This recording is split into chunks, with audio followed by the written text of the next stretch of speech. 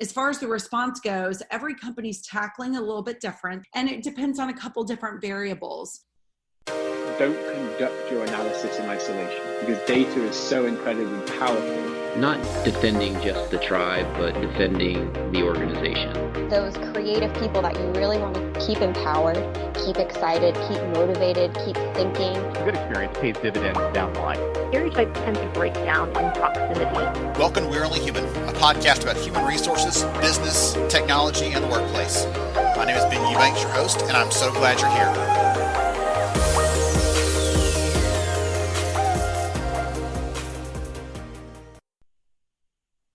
Hey everyone, it's Ben Eubanks, host of We're Only Human. I'm really glad to have you here. And I know a lot of companies right now are struggling. Some people are hurting. People are wondering what's next, what's happening, how they can kind of get a grip on what's happening. And so today I actually have a representative from Paycor here. We're going to talk about what they're seeing in the marketplace, what they're hearing from their customers, how they're dealing with these things. And so I'd love to welcome Brett Meager to the podcast. Welcome, Brett. Hey, thanks, Ben. Thanks so much for having me. Absolutely. So before we dive in and hear some of those things that I've already kind of promised everybody they're going to hear, tell us a little about Brett, who you are, what you do. Yeah, absolutely. Well, so as we established, my name is Brett Meager, and I joined the team at Paycor this past December in the role of Senior Vice President for Client Service and Loyalty. So in my role, I lead Paycor's service and support as well as our success teams.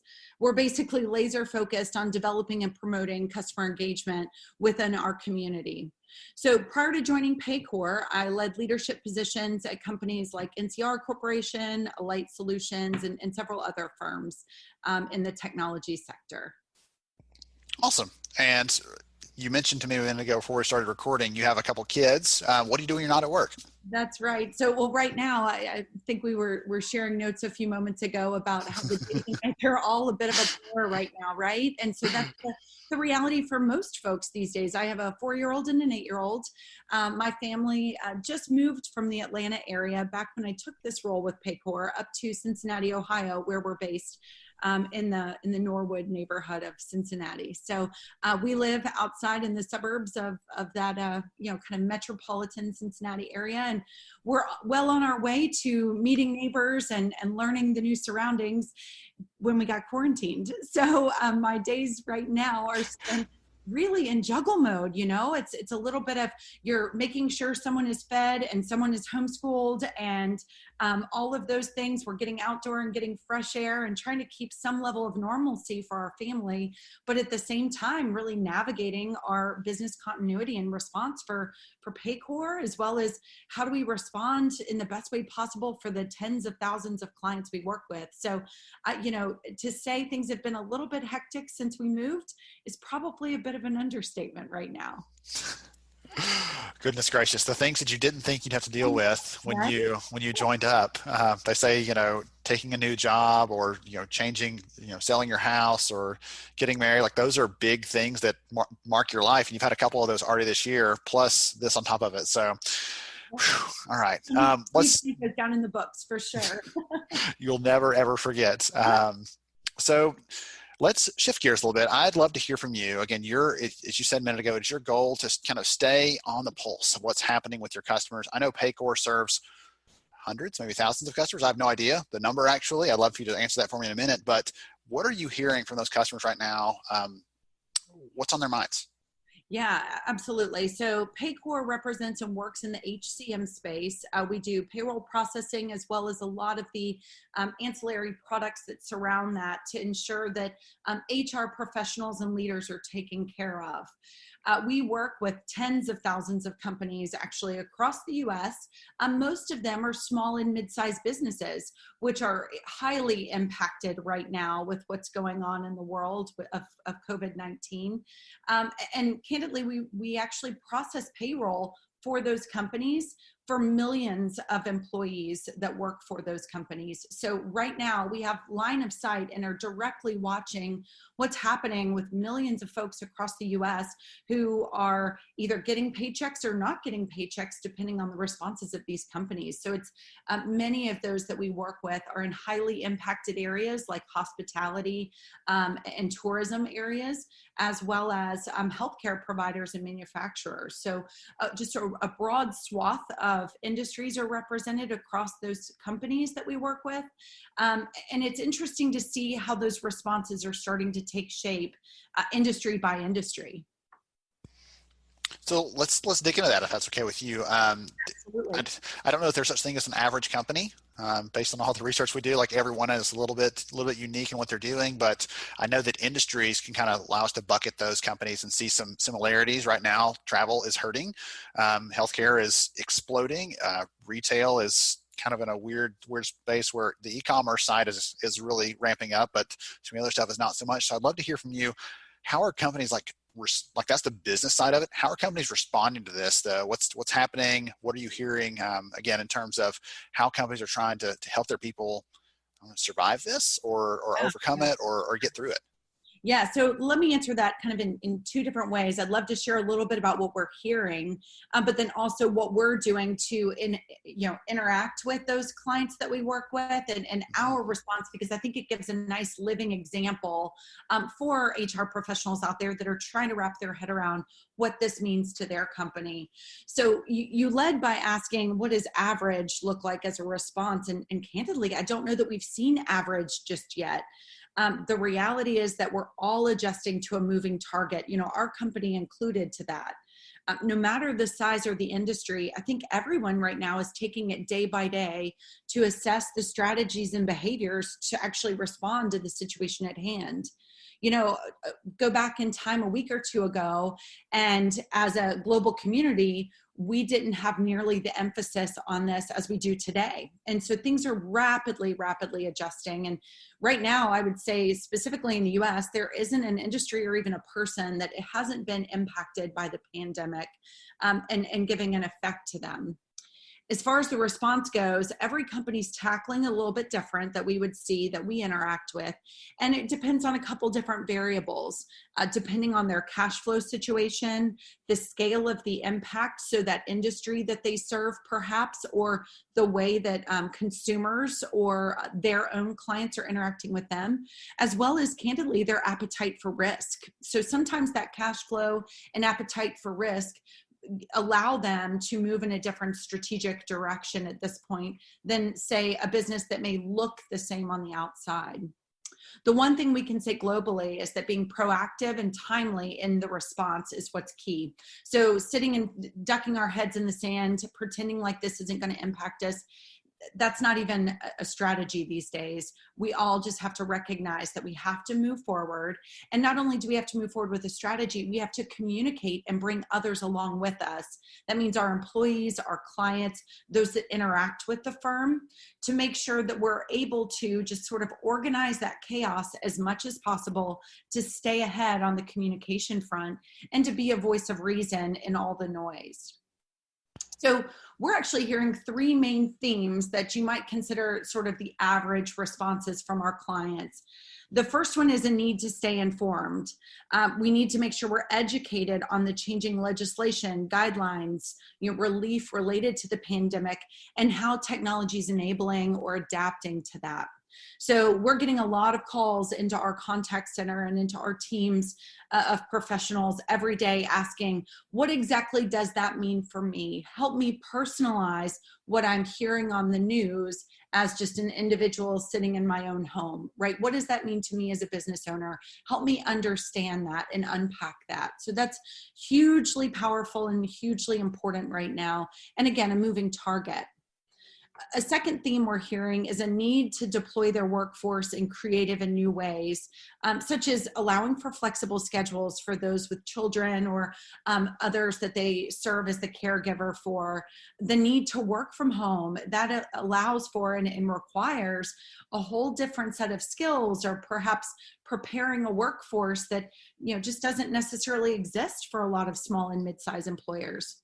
I would say even for us, we run a contact center and support team of hundreds of associates, and we picked up and had to deploy them in a new way outside of an office. So it really stretched us to think creatively about how we use our telephony systems and how we use technology in new ways. It's definitely something that we're hearing, not just from our own teams and those that we interact with, but also for that larger client base. And the third thing we're hearing is a need to communicate almost constantly about the changes going on.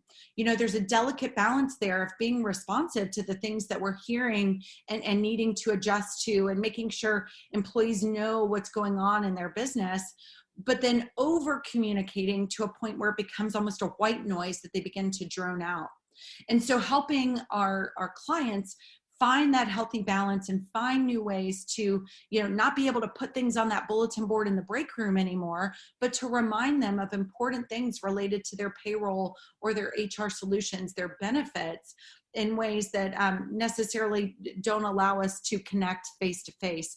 That's a very interesting theme that we're hearing from clients that, again, we're trying to help them with and ensure that we can conquer. That's been one of the trends in the conversations I've had with other employers and HR leaders in the last week or so is we're trying to walk that line, like you were saying, between I've got to keep them as up to date as possibly can. You know, in the absence of information, there's uncertainty, there's fear. So if we can provide some level of information, that helps to alleviate that in some way. But they're also trying to avoid, like, we don't want to tell them too much because we don't even know all of the things yet that are going to happen, right? A new law is getting passed every day, it seems like. I'm trying to help support employers as we're going through this. And they're like, we need to make sure we understand and have everything ironed out and buttoned up before we start communicating some of those bigger, longer term things beyond this week, beyond today, so that we can make sure we have that stuff kind of in the right place. Absolutely. And I would say it even stretches beyond into sort of the business process side of things, right? The way that someone is having to do their work at home, if they're fortunate enough to be able to do that within their company, looks and feels a whole lot different than when they were sitting in an office connecting with one another, right? It's using different technologies to video chat or to leverage email or chatting in a different way.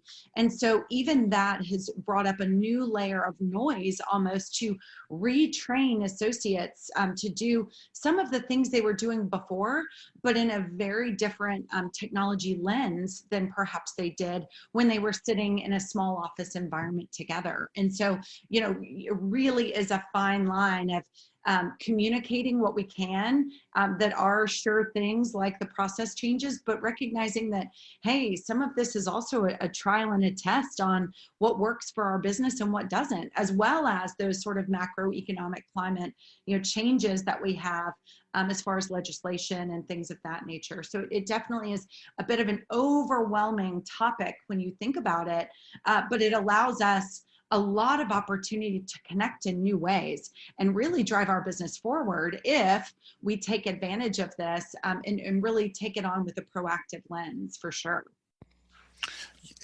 You know, as you're saying that, one thing kind of popped in my head is, for as long as I've been around this space, I have heard HR leaders, talent leaders saying, we want to be strategic. We want to be part, you know, of the business. We want to be partnered with the business. But they're always, for a lot of companies, they're still struggling. Like, how do I do that? But this change has suddenly thrust the way we work and kind of them as a source of information into the forefront.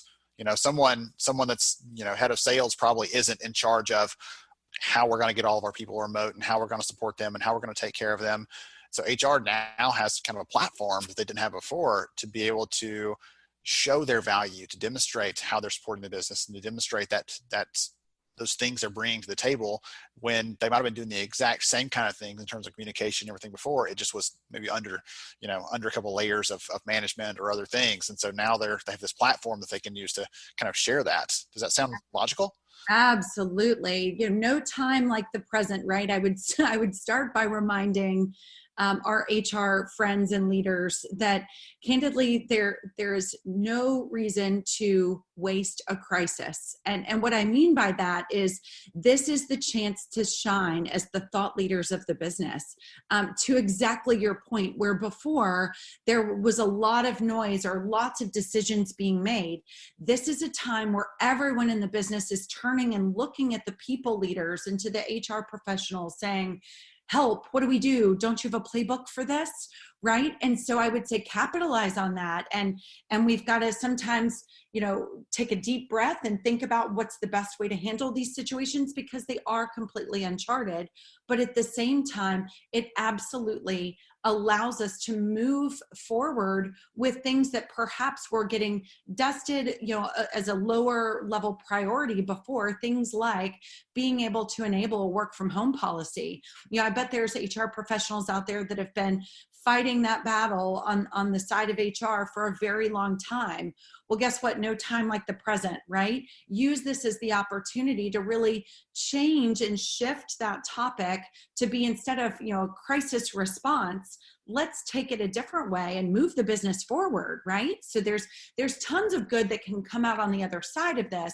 It's just all about how we strategically weather that storm and make the most use of the crisis at hand. So strategically weathering that storm, I'm going to ask you for some advice, if you have any, in terms of practical tips or anything else. People that are listening to this, while you think about that question, one of the things that's been in the back of my mind for the last week or two is I am generally plugged into what's happening in the broader world. I pay attention to the news in terms of our industry. I've watched social media. I'm connected to a bigger community, but I know a lot of people in our space are not as connected in. And so they're the ones that when this all started happening, I'm like, I wonder how they're going to, respond to this, what they're going to do, how they're going to survive. And so I've heard from some people that have actually started listening to the show that I've never listened before, or started reading new things or connecting with new people because they're looking to be plugged in. They realized how out of touch they were with what's happening in the broader world. And so I think, to echo what you were saying a minute ago, this can bring some good things out of it as long as we kind of cement those behaviors and that becomes the new normal for us. But I'll keep on keeping on if I don't stop. So any advice from you on what businesses can do, what HR leaders can do right now to, I don't know if it's just for sanity's sake or for just something specific they can do to help as they're going through this challenge. Whatever advice you can offer, I'm sure they appreciate it. Yeah, absolutely. This is the thing when you wake up in the middle of the night and you're like, what should I be doing right now that I'm not doing? Or how should our business be responding to make sure, I view it as my personal charter to make sure that we are able to process payroll in a uniform and compliant fashion for all of the millions of people out there that are counting on our business to do just that. We deal with a mission critical product in that we help businesses pay their people. And if we don't do that right, people don't get paychecks. Families are, struggling as a result of that. And so I look at this as absolutely what could we and should we be doing as Paycor, as business leaders, as HR sector, define it how you like. But I think from a business perspective, it's critically important for HR and for finance leaders right now to partner together. I said that a moment ago that you have to have a strategy, and putting our head in the sand and pretending like this isn't going to happen is absolutely not a strategy. The finance and HR teams have to partner together right now. And maybe for a small business, that's one and the same. Maybe for a larger organization, those are two separate leaders or two separate functions. They have to partner together to control costs across the business and to make sure that they can create a strategic plan to move forward. And so when I say that, it's a strategic plan that's not just driven by the financial outcomes, but also on what is the business going to look like through this and on the other side of that. The communication layers that are, embedded in that are heavy. There's a lot of meat below that on the communication side, because I think that when the business side really challenges themselves to think about things differently, it kicks off all sorts of communication strings, just like we were talking about earlier, to make sure you're bringing others along through that. The other advice I would give is from a people perspective right now. Employees are in a heightened state of anxiety. Watch the news, right? And you see that furloughs are happening in businesses, or cuts and reductions are being taken. Businesses are not able to operate in this environment. And that's a really unfortunate side effect of what's going on. And we know that over time it will be eased and recover. But right now is a time where we have to make sure that we're keeping the people motivated and at ease with high team morale as much as possible. It's very easy to feel isolated when you're working remote or you're not working in that same function. We are creatures of habit. And when that runs dry or doesn't work in the same way that we're used to, it's incredibly difficult on the individual. So we need to, as business leaders, make sure that we acknowledge that. We need to look for fun and silly ways to connect and make sure that we're rallying our teams together. One of the teams that I work with very closely, our support leaders have started a Friday afternoon Zoom happy hour. And we take our normal stand-up meeting, and everybody, I've seen everything from silly costumes to the Easter Bunny made a cameo appearance, where everybody's on Zoom chat, and we're just taking it to a level of humor and fun that we would have had in an office environment, but we just aren't getting in that day-to-day world where we're all sitting in front of a laptop in our own kitchens or offices around town. And so I think that bringing some fun and humor is incredibly important. And then I would say that my third point or thought on that is that we have to, from a human perspective, just give a little grace. I think I shared earlier that I'm the mom to a 4 and 8-year-old, and I am no teacher in any traditional sense. However, as of a week ago, I am now officially adding homeschool elementary teacher to my resume, right? And so we are all trying to figure out and navigate, how do you keep children not just occupied, but educated and doing things that are healthy and balanced and good for their well-being, at the same time that we're trying to drive a business forward. And so I think that can only happen with a little grace. We just have to make sure that we're balancing that and realizing we really can't script this normal that we're living in at the time. And if your city is anything like where we are in Cincinnati, and like I said, from Atlanta, I have quite a few friends still in that area, and my family's still there. I would tell you that the toilet paper shortage alone is enough to tell us that we need to give each other a little bit of grace right now, because someone somewhere has a closet full of toilet paper, and the rest of us are all still trying to figure out what we're going to do in a couple days when our supply runs out, right? So we just need to have a little humor and grace about it, and realize that we've got to have a plan, but we have to be pliable and adaptable through this. Definitely have to be adaptable. There was the grace comment reminded me. I had a discussion earlier today with a friend who I haven't talked to in a long time, and one of the things I started doing over the last couple of weeks is reaching out to those people who you always say, "Hey, yeah, let's catch up," and then you never quite get around to it. Yeah, that's awesome. I've had 4 or 5 of those calls in the last couple of weeks, and it's been so much fun to talk to them. But one of the people I spoke with today, that was one of our takeaways, was at the end of this, when there is some return to whatever normal looks like after this is done, the hope is that we don't stop extending that grace, because we realize that at the end of the day, all of us are still very human. It's easy to forget those things when someone shows up in the office and that they're that work person that and they're the bundle of skills that you've hired. But at the end of the day, they're still a person. And I think that ties in really well, not just the having some humor, the advice you gave there, but also the pieces we talked about all through the conversation today, where there are some people who are worried about their pay and other things. And don't forget that aspect of we're all human. We all have these basic things that at the end of the day, if we don't have those, we're worried about. And that's just a really great way to put it. So I love the remote happy hour thing. I'll have to figure out how we can pull one of those off, because that would be fun. But I'm with you though on the costume thing. I have a giant dinosaur head right here on my desk that I've been using for random meetings when I feel like somebody needs a smile. And I'll bring the smile, you bring a laugh, and you'll end up, a little bit better blood pressure after you get off the call with me, and we'll call it a win. There you go. I think we may see a run on, costume heads. If this keeps up, we may all need it for our sanity before too long, for sure. Oh, goodness.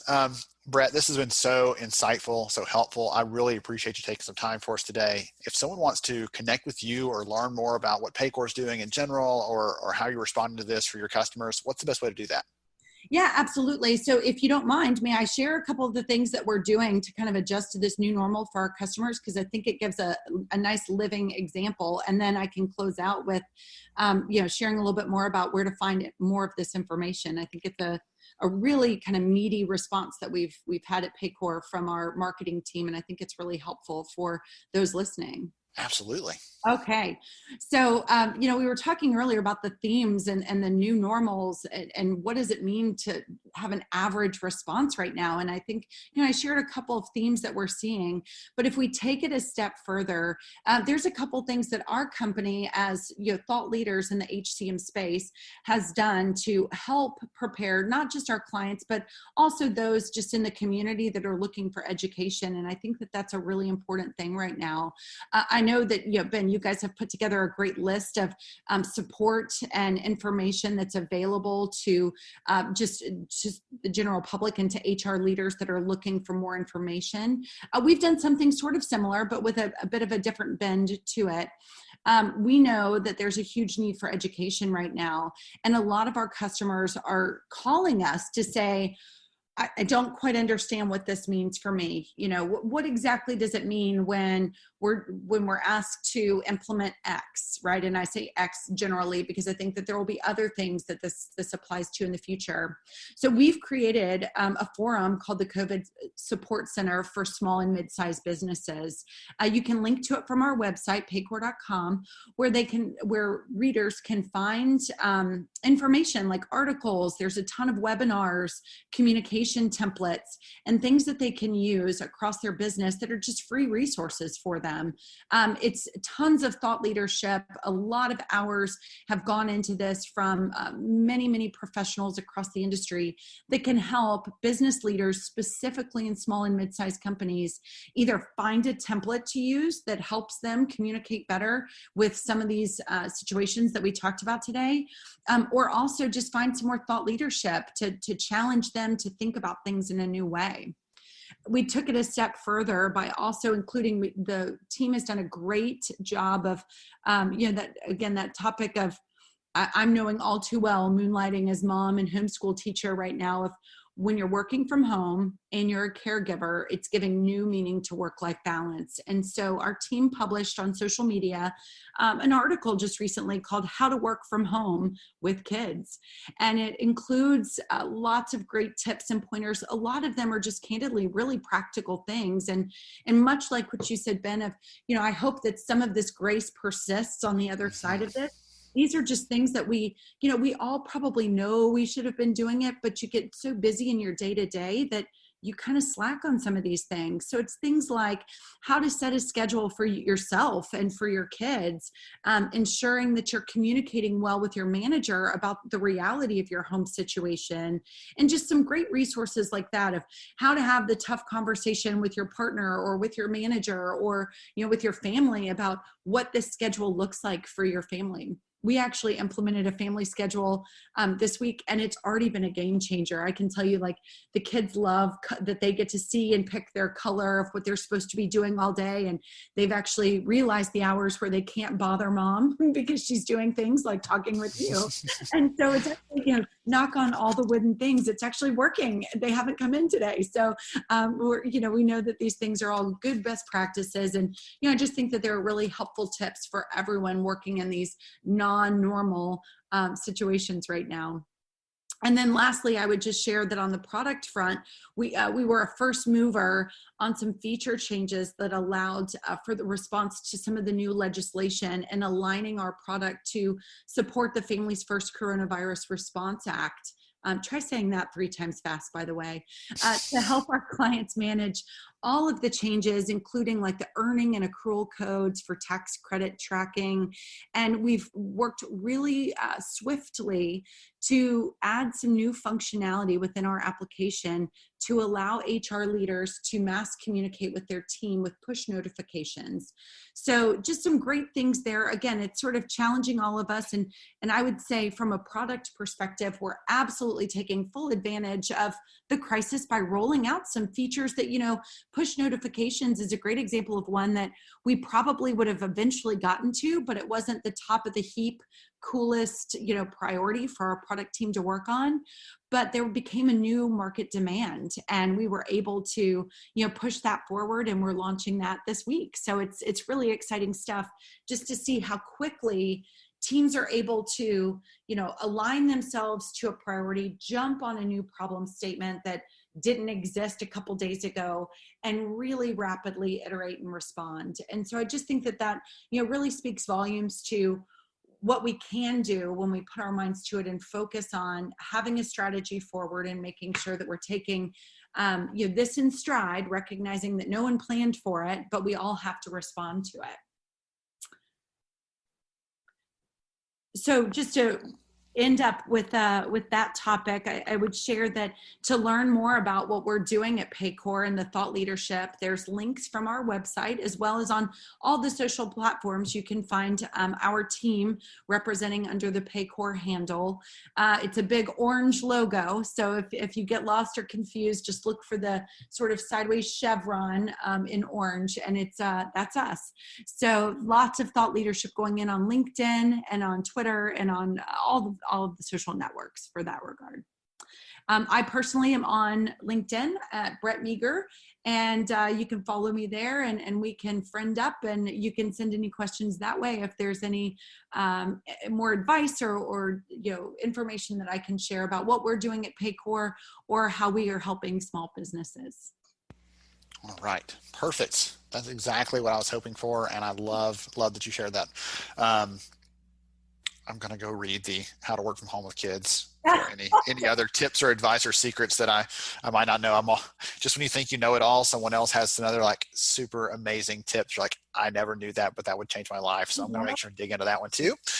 I'll make sure and get links to the resources you mentioned into the show notes for the episode so that they're out there and available. Anyone else wants to dig into those, they'll be right there in the show notes. They can click right through from that versus having to do the old Google thing and search around. So make sure we get those set there. Brett, again, this has been so much fun. I really appreciate your time very much. Yeah, absolutely. Thank you so much for having me, and hang in there the next few weeks. I hope to bump elbows with you sometime soon on the other side of this. Awesome. Thank you very much. To everybody else, this has been another episode of We're Only Human. Stay safe out there, and we'll catch you next time. Thank you so much for joining me on the show today. I'm honored to have you as a listener. If you enjoyed this episode, please take 10 seconds to rate it at iTunes, Stitcher, or wherever you listen to your podcast. Also, if you know a friend that could benefit from today's conversation, please pass it their way. After all, a rising tide lifts all ships. To see show notes, sponsor information, and our full show archives, visit onlyhumanshow.com.